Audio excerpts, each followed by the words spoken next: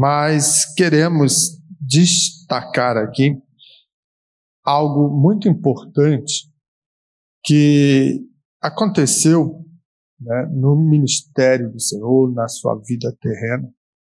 E muitas das vezes nós olhamos para o texto, ao lê-lo, a gente às vezes desconsidera certas coisas. Mas nesta pequena frase, podemos assim dizer, tem coisas tremendas aqui, que se nós aplicarmos, ela vai mudando a nossa vida. Ela transforma a nossa história. Por quê? Quando nós olhamos para o Calvário ele é o ponto mais alto da revelação do amor de Deus. A cruz revela o amor de Deus. E sendo assim, nós podemos fazer uma analogia dos dias de hoje em relação aos tempos de Jesus, que não muda muito. Por quê? Porque se a cruz revela a expressão maior do amor na pessoa do Cristo, nos dias de hoje, esse amor, ele também continua operando. Ele ainda tem eficácia na nossa vida. Não podemos ignorar que a maior expressão foi naquele tempo atrás, vamos botar aí 2000 anos atrás, só, e terminou. Não. Isso vai perdurando ao longo dos séculos e vai nos alcançando cada vez que nos dobramos e nos rendemos à palavra de Deus. Porque ela é o que nos dá vida, ela que nos fortalece, é ela que nos sustenta, ela que nos assegura que Ele morreu e ressuscitou. Então veja que, ao olhar para o Calvário como um ato de revelação e de expressão do amor, nós também vamos observar lá no Calvário, lá naquele momento de dor, uma expressão muito elevada também ali do ódio humano, aonde a maldade atingiu também o seu clímax. Por isso, nós podemos olhar para os dias de hoje. Existe ódio naquele coração que não tem o amor de Deus, que não conhece ou que desconsidera que Cristo, o ressuscitado, expressou a grandeza do amor do Pai. Então, dentro disso, nós podemos observar se no Calvário, ali também estava operando o ódio humano e a maldade no seu clímax. Jesus, ele trouxe uma resposta. Jesus, ele não responde com vingança, mas com perdão. E quando a gente para pensar nessa condição, nós temos que olhar para dentro de nós, fazer uma introspecção e compreender que o perdão também faz parte do dia a dia da vida do cristão. Não adianta nós querermos somente retratar, né, nos tempos belos, lindos, maravilhosos dos nossos dias, o amor. Deus é amor. Eu sinto o amor de Deus, né? A gente até canta, né? Então veja, nós precisamos também expressar o perdão. Nós também temos que saber trabalhar em momentos de altos e baixos da nossa vida, de relacionamentos, de crises, também saber responder com perdão. Então veja, segundo um grande teólogo, né, do século XIX, um reformado, A.W. Pink, ele trabalhou essa condição dizendo o seguinte: o Filho de Deus tinha se rendido nas mãos deles.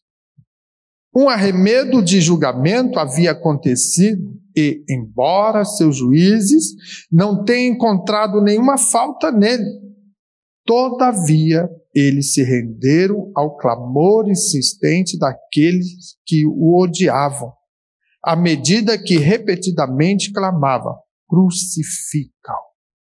Então veja, um destaque da leitura, procurando nos familiarizar, porque eu sempre procuro trazer aqui essa importância de nós cristãos não sermos um mero pregador de chegar num culto, numa festa e fazer o povo vibrar e fazer virar cambalhota e sair correndo nos corredores e aquele auê todo que somos pentecostais e às vezes exageramos nas emoções e simplesmente ficar naquilo, e na segunda acabou-se toda a efusão de alegria, né, daquele movimento. E, de repente, volta o dia a dia da rotina e esqueceu. Então, veja, nós precisamos, nesses momentos, ao estudar a palavra, fazer a conexão do texto do tempo cultural, sociológico, né, dos momentos passados que várias vezes nós lemos a Bíblia olhando a nossa realidade. A nossa sociedade agora, nosso mundinho, a qual vivemos, e esquecemos que lá no passado, quando verdadeiramente os apóstolos, né, a igreja primitiva e o próprio Cristo vivenciou, lá também teve acusadores, lá teve os perseguidores, lá teve momentos difíceis, e que eles suportaram e venceram mediante o grande amor de Deus em suas vidas e o fundamento do perdão. Nós vamos desenvolver aqui a ideia do perdão. Então, quero que vocês guardem bem essa estrutura, né, que eu estou usando na compreensão sobre o perdão, para você ver o quanto é importante nós liberar perdão. Então veja só, o homem, ele, dentro da sua humanidade, ele fez o quê? O seu pior. Mas Deus em Cristo, sempre nós temos que pregar o evangelho cristocêntrico. Cristo, ele é o centro do evangelho, das boas novas. Nunca eu nem você.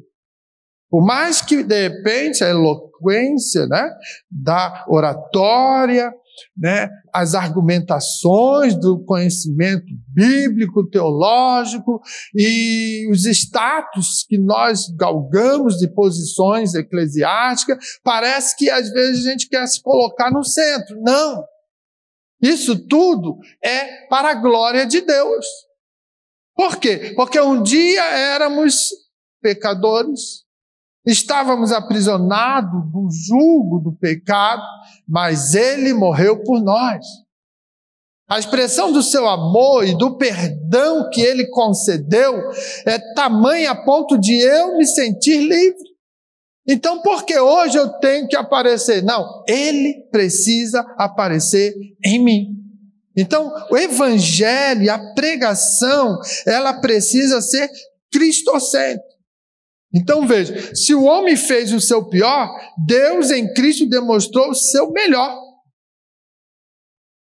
Quando nós olhamos para isso, nós vamos ver que a primeira palavra da cruz não foi o quê? Condenação. É isso que eu quero que vocês atentem ao ler o texto, a meditar. Não leia a Bíblia como se fosse um gibi, uma revistinha, um livro, né, com uma leitura dinâmica, que às vezes é acelerada, a gente passa o olho rapidinho. Quem domina, né, as artes da leitura dinâmica, ela lê rápido e faz uma leitura, uma compreensão, né, rapidamente, mas não mergulha na meditação e na profundeza que tem que ter da palavra. Entende? Então, nós precisamos ver o seguinte: quando ele fala Pai, perdoa-lhes porque não sabem o que fazem. Então ele está aqui expressando agora no cenário da cruz, da crucificação. É isso que nós precisamos ver. Que a primeira palavra da cruz não foi condenação, mas de oração e perdão. E aí a gente precisa entender que os dias de hoje, ele nos guia para uma temática, um lema na nossa vida, que é o poder transformador do perdão. Lembra que eu falei que nós evidenciamos amor, né? E está tudo bem com meu irmão, tudo bem na família, o amor de Deus, como faz coisas lindas, bonitas, maravilhosas. Mas quando está na crise, quando está no conflito, eu não gosto desse irmão, eu não gosto da fulana, eu não suporto e não vou congregar mais naquele lugar, vou para outro bairro. Você já viu isso? Você conhece alguém assim? Por quê? Porque esqueceu o perdão. Fica amparado debaixo do amor e acha que o amor, ele é suficiente para suportar e tolerar essas mazelas do relacionamento humano. Jamais. Nós temos que saber enfrentar as nossas crises. E quando temos a dificuldade em perdoar, o caminho é orar. Temos que trabalhar isso, irmão. Ou vai perder tempo na igreja. É terrível isso. Veja, se nós entender que o poder transformador do perdão faz com que haja um crescimento ou propague o ensino, uma redescoberta nos nossos dias para suportar ou contornar o ódio, a intolerância, aí sim nós vamos expressar o maior amor e o melhor que Deus tem para a humanidade ou para o ser. Gente, então veja que é importante nós sabermos compreender o texto sagrado. Ele precisa mudar o nosso ser. Ler a Bíblia somente por ler não traz transformação. Temos grandes nomes na história que citavam os textos bíblicos, mas não mudavam o comportamento deles. Viviam vidas desregradas, imorais, e conheciam, entre aspas, a Bíblia. Juízes, doutores, advogados, citam nas suas argumentações de defesa ou de acusação o texto bíblico. O próprio Satanás se utilizou do texto bíblico para poder tentar convencer Jesus. Nós, cristãos, que fomos alcançados pelo poder transformador da cruz na pessoa do Cristo e experimentamos a expressão maior do seu amor, então nós precisamos ler a palavra e meditar nela e pedir ao Espírito Santo que ela faça jus ao nosso coração, transformando a nossa dinâmica de vida. Pensa que você é bonzinho? Não, você não é bonzinho. Nós somos seres caídos, da graça. É só olhar para Gênesis. Quando o homem cai, ele vem desgraçar o mundo, a vida humana. Mas Jesus estava já dentro de um projeto de Deus para revelar o amor e a graça, pronto para entrar em ação. Até que isso fosse possível, Deus conseguiu suportar as iniquidades do homem através de sacrifícios. E estabeleceu leis para que ele pudesse ler, e nós podemos ver que a lei era a tutora do homem para até chegar o tempo da revelação, a plenitude da graça em Cristo Jesus. Então veja-me, que se nós entendermos o poder transformador do perdão, nós iremos redescobrir caminhos para suportar as nossas crises, as nossas mazelas e filtrar isso tudo do ódio, da intolerância, da maldade, porque o amor vai se expressar maior e nós vamos poder perdoar e olhar no olho do teu irmão. Dentro da ideia que eu preparei do sermão, eu dividi em 3 ou 4 tópicos. Quero ver se eu consigo fechar tudo, né? E o primeiro, ele vai dizer o seguinte: o perdão é o ápice do amor de Cristo. Olha só. O perdão é o ápice, ou seja, é o momento maior, é o clímax, né? Aquilo que vai revelar o amor de Cristo. Se nós formos agora fazer uma caminhada rápida dentro do processo do nascimento de Cristo, da sua infância, da sua juventude, da sua idade, né, até o momento que chega à cruz, olha o que você vai descobrir. Lá no nascimento, Jesus já experimentou algo que ninguém suporta: rejeição. Ele não tinha um lugar para se hospedar lá naquela hospedaria. O texto diz que Maria e José procuraram vários lugares, estavam cheios, não tinha, e eles tiveram que ir para uma estrebaria. Então veja, aquele que era para chegar com todo o glamour, porque era o Messias esperado, aguardado, chega no momento onde não há espaço para mais ninguém. E ninguém quis saber se ele era ou não o Messias esperado. Simplesmente ele suporta agora, desde o nascimento, a rejeição. Depois nós vamos ver que durante a sua infância e adolescência, ele também é perseguido. Herodes tenta matar o menino e causa de certa forma, uma matança infantil terrível, porque ele não sabia quem era o prometido, o esperado. E aí, de repente, muitas crianças morrem. E nessa hora difícil, Deus que cuida de todas as coisas e dos detalhes da tua vida.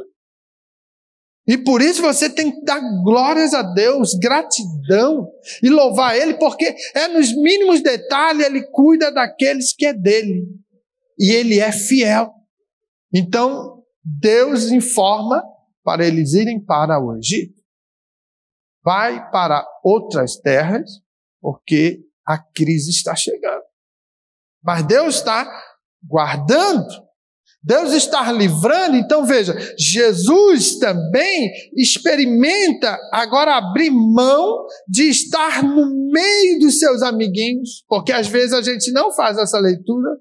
A gente vê Jesus, essa criancinha, lá na estrebaria, depois um menino de 12 anos, entre os doutores, né? Um pregador, né? Fazendo a sua itinerância, anunciando o reino e dizendo que o Pai é maravilhoso, que o reino dos céus é grandioso. Nós não lembramos para fazer a conexão que nós vivemos. Quando criança, nossos amiguinhos caía, se machucava, né? Levava uma surra do papai e da mamãe, né? Fazia as nossas artes, tudo isso nós fizemos. Jesus passou por tudo isso. E às vezes a gente ignora tudo. E Jesus, nessa fase, sofreu perseguição. Foi jurado de morte. Olha que terrível. Tudo isso marca. Quantas crianças hoje, na fase adulta, têm traumas da infância porque apanharam, foram aprisionados de repente, né? Na minha época tinha aquela assim, ó, vai para o cantinho da parede e fica de joelho nos grãozinhos de milho. Ou então na escola você passou a fase da palmatória, pegava ali o professor e dava, né? Se a gente errar, puxava as orelhas. Eu fui puxado muita orelha na igreja, os porteiros, naquela época, misericórdia. Né? A gente fazia uma bagunça, vinha assim, puxando, e levava a gente, e a gente ficava com uma raiva daquele porteiro. Às vezes, queria enfiar a mão na nossa boca para tirar o chiclete. Tudo isso nós passamos. Então veja, isso traz lembranças, são marcas. E pensa agora, Jesus passando processos que marcaram a sua história. Depois, durante seu ministério, então veja, há um pulo depois, né? Durante seu ministério, ele foi o quê? Incompreendido, quase apedrejado, perseguido, alvo do ódio. Entendeu? Ele passou por processo de tentações. Veja, no clímax de tudo isso da história de Jesus, vem a cruz. Então agora, ele, Jesus, poderia revidar tudo isso. Ele poderia, nesse momento da cruz, falar o seguinte: agora eu amaldiçoo todo mundo. Agora eu condeno vocês que me estragaram a infância. Eu agora posso, de repente, fazer algo e pedir ao Pai que consuma todos vocês, porque tem ódio de mim, são inimigos meus. Eu estou aqui que não merecia estar. Ele poderia, quem sabe, fazer tudo isso. Por quê? Porque estava vivendo em uma sociedade que alimentava, irmãos, vingança, maldade, incompreensões. E hoje?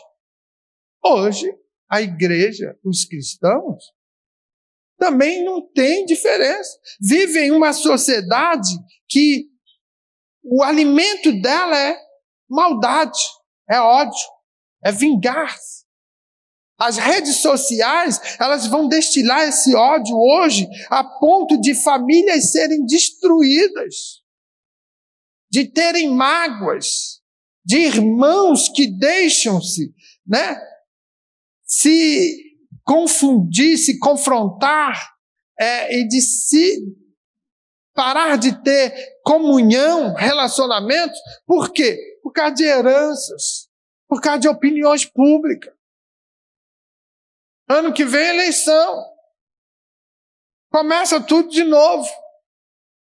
Aí dentro da igreja começam os partidários. Começa as crises. Fulano de tal é tal partido.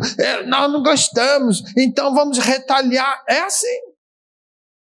Eu não quero nem entrar no mérito de certos partidos aí. Absurdo. Não. Mas o que eu quero que você entenda que essa situação para a aplicação de hoje, nossa, de cristãos, nós temos que saber encarar essa realidade, porque vivemos em meio de ódios, de intolerância religiosa, de intolerância, né, partidária, de opiniões. Agora, Cristo, na cruz, ele mostra que o amor só é completo quando aprendemos a perdoar. A concretude do amor, para compreender essa realidade dessa expressão, porque se nós formos olhar, Deus teria todo o direito, lá no Éden ainda, de destruir. Ele poderia falar: ô Adão, Eva, vem aqui. vocês dois não cumpriram o meu mandamento. Eu não ordenei que não pudessem fazer isso e vocês desobedeceram. Então vocês romperam. Então faz assim, ó, volta para a terra. Eu vou suscitar um novo casal e daqui para frente eu vou tirar essa árvore, né? Vou pegar e vou prender o meu inimigo número 1 e aí vai viver uma vida bela e plena. Ele poderia? Poderia. Fez.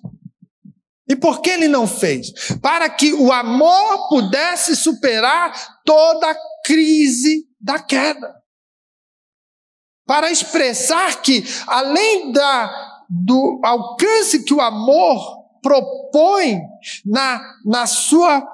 no seu propósito ou projeto, objetivo, é necessário conhecer também os caminhos do perdão.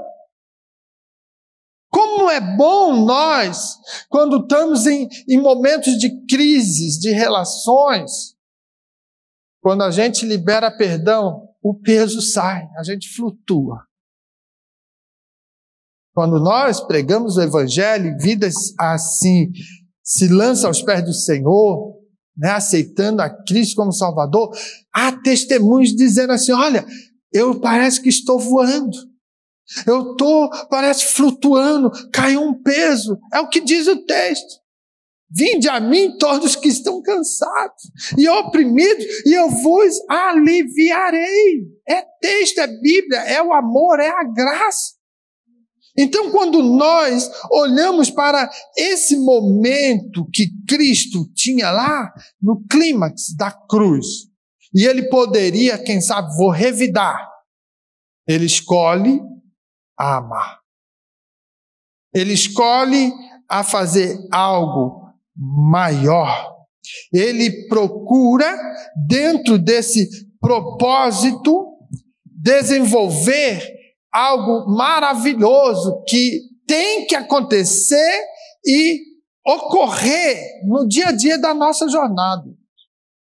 Não alimente mágoas. Não se deixe envenenar por palavras alheias, por incompreensões. Se você não foi testemunha ocular do acontecido, não se deixe levar por alguém que diz que viu e ouviu coisas que você não ouviu, que pode remeter a algo terrível no teu coração. É terrível. Quando você diz assim, falaram mal de você e recorta uma contextualização grande, aonde passou em algum momento algo em relação ao teu nome, ao teu comportamento, aí ele recorta, e traz só o recorte, e te envenena, e você começa a alimentar aquela mágoa, e você vai ficando ruim, você não consegue olhar mais nos olhos do teu irmão, você se afasta daquela amizade que era tão bonita, porque ouviu falar algo que não foi você a testemunha ocular. Não estava ali para ver, para ouvir, mas a flecha e o dardo acertou o teu coração. Gerou mágoa, gerou dificuldade. Então veja, é nisso que Jesus, ele escolheu a não revidar mais, colocar em prática o amor. Então, a expressão maior da cruz é a expressão do amor de Deus. Estevão vivenciou isso. Quando nós podemos pegar esse exemplo bíblico, ele, sendo o primeiro mártir cristão, ele vai repetir o exemplo do mestre. Ele, naquele momento de dor terrível, sendo apedrejado, sendo incompreendido, sendo martirizado, ele passa a dizer, Senhor, não lhe imputes a eles este pecado. Então, isso repete o quê? Amor. E quantas das vezes você, em crise, em momentos, você fala, que os raios te partam, não é isso? Isso é expressão de quê? Aí eu pergunto, quem é que está aí dentro? É o amor de Deus? É o Espírito Santo? Tomara que caia aí uma pedra aí, tropece, bate a cabeça no meio frio e vai embora para o inferno. É difícil, mas é realidade. E você não está isento disso. Por isso nós precisamos refletir a palavra. A palavra que nos dá vida, a palavra que nos alimenta, a palavra que nos sustenta, irmãos. Você vai ver que Estevão, ele vai pregando a palavra e vai levando bordoado, apedrejado, né? Arrastado. Sabe por quê? A sociedade que tem ódio, violenta, intolerante, e lança aquele homem no monturo e o mata. E por último ele diz, não lhes imputes este pecado. Muito sério. Viver a vida de cristão é saber compreender isso. Não é só os momentos áureos da nossa jornada. Não adianta vir, vem para Cristo que Ele vai te dar um carro zero. Ei, antes de um carro zero, Ele vai permitir você ser provado. Antes de uma casa linda, bonita, maravilhosa, antes de prosperidade, Ele vai ver se você tem condição de suportar as questões das marcas da cruz. Você está disposto a morrer por Ele? Ou você vai simplesmente mudar de lado para não sentir dor, para não sentir fome, para não ter perseguição, para não ser injuriado? O que é isso? Nós, infelizmente, muitas das vezes, queremos pregar um evangelho light, um evangelho conveniente aos nossos interesses. Cristo é o centro do evangelho. É realmente falar que Ele morreu por nós. Ou seja, Ele teve dor, Ele sentiu, né, o momento terrível da cruz, porque foi crucificado por nós e lá foi cravado as nossas cédulas de todo o pecado. Todo aquele mal que a humanidade sofria foi cravada na cruz. Então veja, o divino, o verdadeiro Deus e verdadeiro homem, está ali sofrendo aflições. E de repente nós queremos evangelho que venha como está, fica como está e vai ter muita bênção. Aí quando vem o primeiro vento, a primeira luta, não dá mais, já estou mudando de ideia, e tchau e benção. E some. Não, irmãos. Amparado na palavra, nós nos fortalecemos e nos colocamos à disposição do Mestre, do reino. E se precisar padecer, glórias a Ele. Então veja, no segundo ponto que eu quero abordar, vamos falar do perdão, que é um chamado à oração intercessória, né? Interessante isso, né? O perdão é um chamado à oração intercessória. Parece que não fecha, né? Como? Além de perdoar, eu tenho que interceder? Eu tenho que ainda ficar orando por aquele cara que não gosta de mim, pelaquela irmã que é chata, fica me incomodando? Mas não fecha. Irmãos, perdão é um chamado à oração intercessória.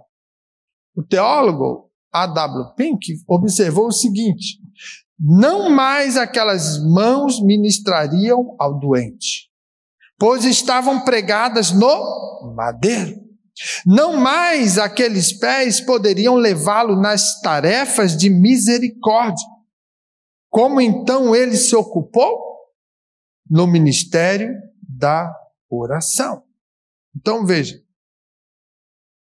o mesmo Jesus que no seu ministério terreno ressuscitou mortos, transformou água em vinho, que as mãos postas no paralítico fazia-o levantar da sua condição. A mesma condição de caminhar no meio da multidão, onde seus pés levavam ele em várias regiões, agora estavam presas no madeiro, estavam cravadas. Não tinha mais a mão que podia curar. Não tinha mais os pés que o levaria a lugares remotos para desenvolver uma tarefa de anunciar o reino, anunciar o Pai de amor, anunciar misericórdia, conceder perdão. Agora, ele está em uma condição onde ficou inerte, preso, estagnou-se. E aí, acabou? Talvez você possa pensar assim: eu já estou velho, estou aqui na cama, estou doente, estou no leito, estou com uma enfermidade, não posso nem mais caminhar direito, então vou ficar aqui, né? Quem sabe, se alguém me visitar, eu jogo umas conversas aí, quem sabe eu fico assistindo, né? Uma programação para passar o tempo. Hoje, com esse celular, a gente fica aí horas e horas perdendo tempo. Não tem o que fazer mais. Mas você não era pregador? Você não participava do círculo de oração? Você não evangelizava? Mas agora eu estou doente, agora eu estou acamado, agora eu não posso. Jesus fez isso, irmão? Olha a responsabilidade.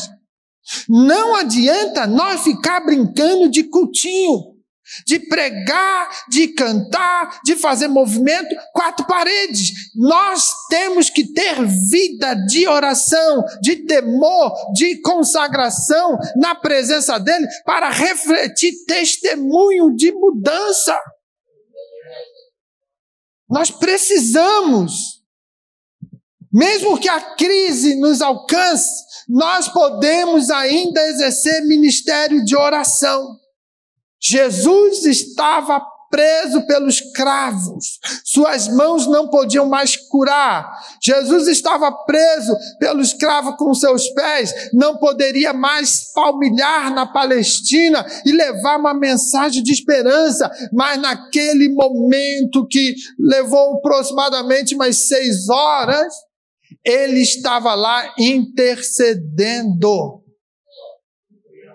Não ousou lançar uma palavra de maldição, mas evocou o ministério da oração. Então, na cruz, Jesus vai nos ensinar, quando não podemos mais agir com as mãos, ainda podemos mover os céus com a oração. Olha a importância de nós saber ler o texto. Olha a importância de nós, antes de ler a palavra, pedir: Espírito Santo, revela a tua mensagem. Para não ficar por aí inventando historinha que agrade multidão. Nós não estamos aqui como profetas para agradar multidão. Nós estamos aqui como arautos e atalaias no reino, vocacionados para ministrar palavra que muda, palavra que transforma, palavra que edifica. E se eu não estiver com o joelho no chão, clamando por misericórdia, a palavra não vem. Então é importante entender a proposta do Evangelho. Porque nos dias atuais, quantos idosos estão acamados, estão limitados fisicamente, se sentem inúteis. Mas a cruz, ela mostra que a intercessão é um dos maiores mistérios da igreja. Uma vida que ora transforma mais do que muitas pregações. Pensa, você talvez ora pelo seu filho que está desviado. Você talvez ora pelo seu esposo que ainda não aceitou Jesus. Você talvez né, ainda insiste em orar pela sua família, porque você já foi alcançado, mas eles não. Então, quando nós entramos para o ministério da oração, em interceder, em clamar, e em pedir misericórdia para Deus alcançar, nós estamos cumprindo um dos propósitos maiores da cruz, que Cristo nos deixou, isso claro. Se você for olhar, né, a palavra de Deus, lá em Lucas, deixa eu ver aqui se eu acho rapidamente, no capítulo 3, o verso 21, o início do ministério de Jesus foi com o quê? Com oração. Após ser batizado, ele passa a orar, e o céu se abre. E o céu se abrindo, o Espírito Santo desce sobre ele em forma corpórea como uma pomba, e ouviu-se uma voz do céu que dizia: Tu és meu filho amado, em ti me tenho comprazido. Olha só que interessante. Iniciou o ministério com oração. E finaliza o seu ministério na cruz com oração. É interessante. Nós precisamos orar pelos que nos perseguem. Nós precisamos orar por aquele familiar distante. Nós precisamos orar pelo nosso vizinho que às vezes é encrenqueiro. Nós precisamos orar pelo aquele colega de trabalho que às vezes nos prejudica, quer puxar o nosso tapete para nos derrubar, porque está de olho no nosso cargo, na nossa vaga. Nós precisamos orar e também, nesta oração, exercer o perdão. Então veja, o processo de orar pelos meus inimigos, pelos que não me suportam, pelos aqueles que tentam me derrubar, eu já estou exercendo perdão. Não é chamar que vem uma ventania, uma catástrofe, e um carro passa por cima. Não, isso é ódio. Isso não é de Deus. Isso não é evangelho. Isso não é reflexo da cruz, como nós já trouxemos aqui. Então, irmãos, é muito importante nós desenvolvermos as atitudes do perdão. A oração é esse caminho. Tem pessoas que dizem: eu não consigo liberar perdão, porque toda vez que falo esse nome, eu já fico, aflito, porque eu lembro tudo que eu sofri. É terrível. O nosso psicológico, ele marca. Ele deixa marcas verdadeiras que não se apagam. E nem deve se apagar para mostrar o poder transformador da cruz.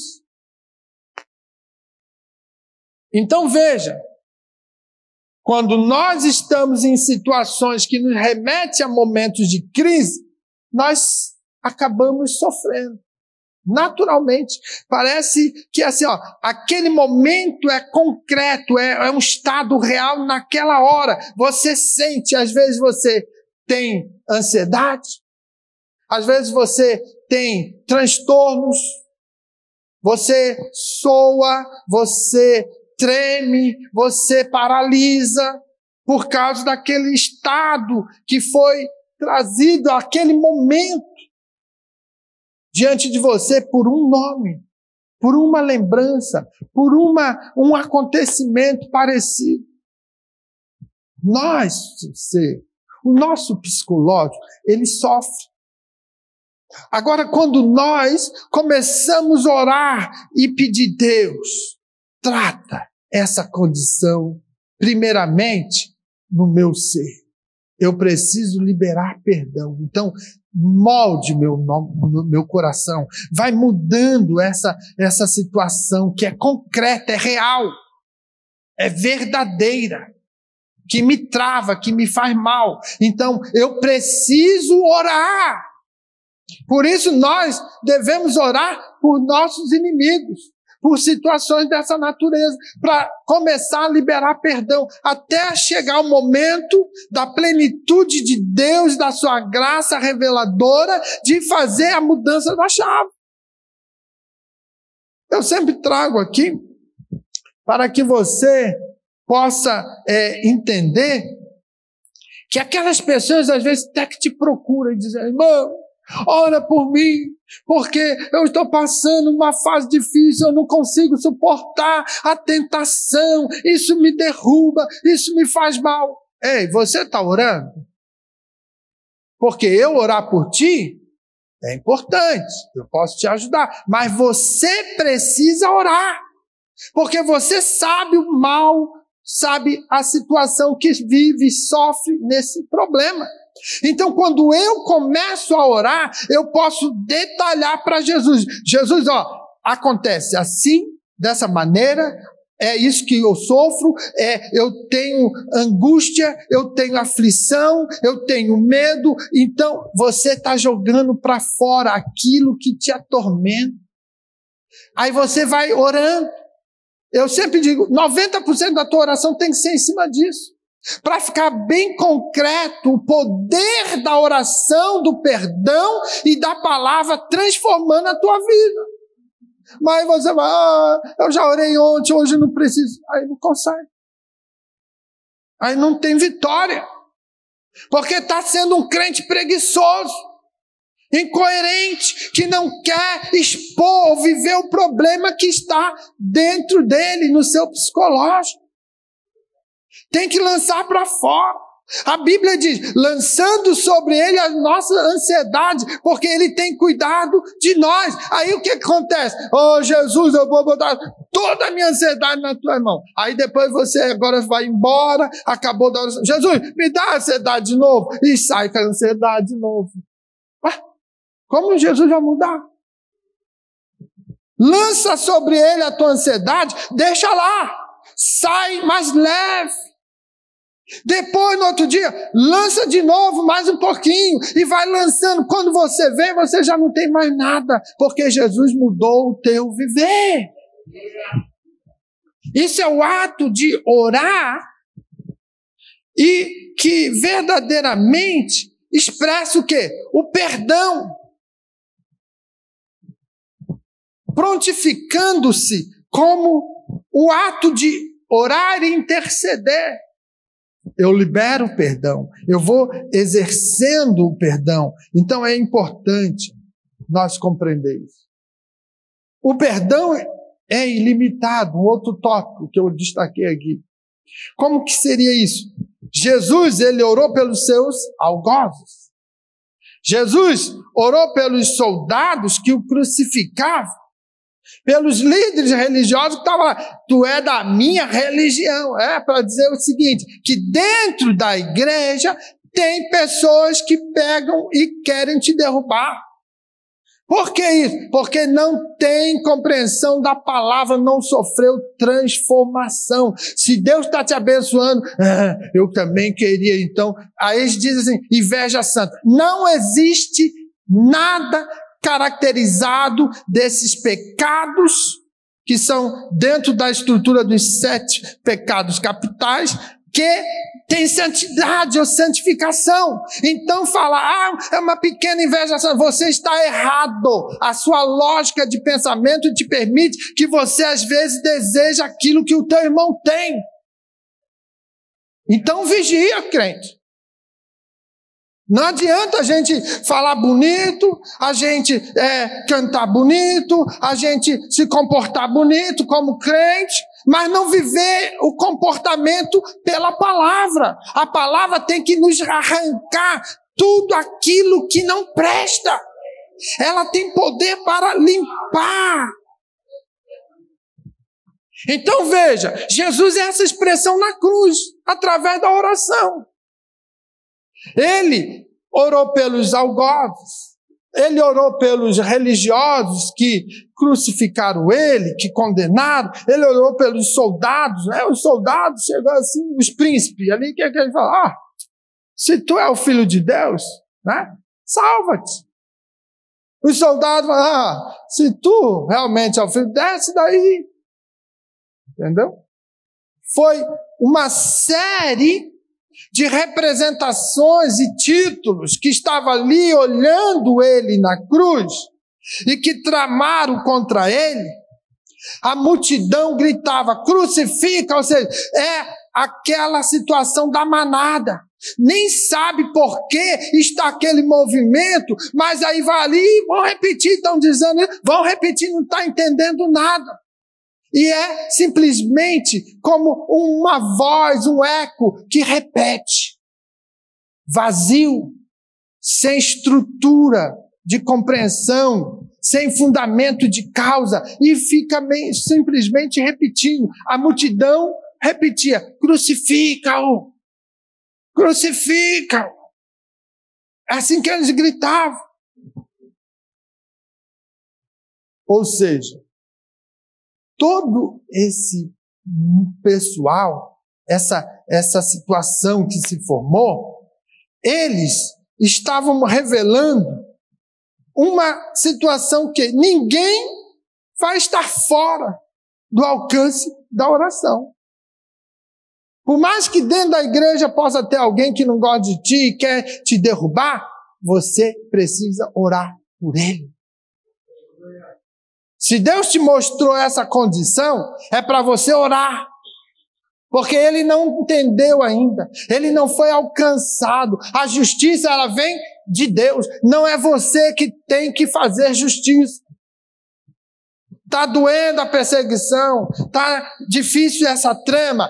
Ore mais. Se quebrante. Se esvazie. Porque se você se esvaziar, a glória aparece e resplandece na sua vida. Pedro, ele nos confirmou em Atos 3,17, dizendo o seguinte, e agora, irmãos, eu sei que o fizeste por ignorância, como também os vossos príncipes. Então, ele está trabalhando a argumentação, e dentro dessa intercessão, ela foi o quê? Respondida de forma poderosa. 3.000 almas se converteram no dia do Pentecostes. Entende? Eles entenderam tudo que sofreram, todo um processo de ódio, de perseguição, de maldade, mas continuaram orando e compreendendo o seguinte, você está no estágio da ignorância, você está só repetindo como a multidão diz, crucificam, e não está sabendo o problema, não está compreendendo o mal que estão evocando, e aí vão chorar, vão gemer. Então Pedro diz, vocês, irmãos, estão fazendo isso por ignorância. Como também os vossos líderes, os vossos príncipes, os vossos líderes religiosos. É por ignorância. Então, veja, era importante que acontecesse o cumprimento da profecia. Lá em Isaías 53, no capítulo, você vai ver um desdobrar de toda uma profecia, que quando chega ao final do capítulo, você vai ver, ele precisará estar entre os transgressores e por eles interceder. Está falando de quem? De Jesus. E onde Jesus estava? Na cruz do meio. E ao seu lado, homens maus, transgressores, homens que não mereciam, né, a bênção, o perdão, quem sabe, se fosse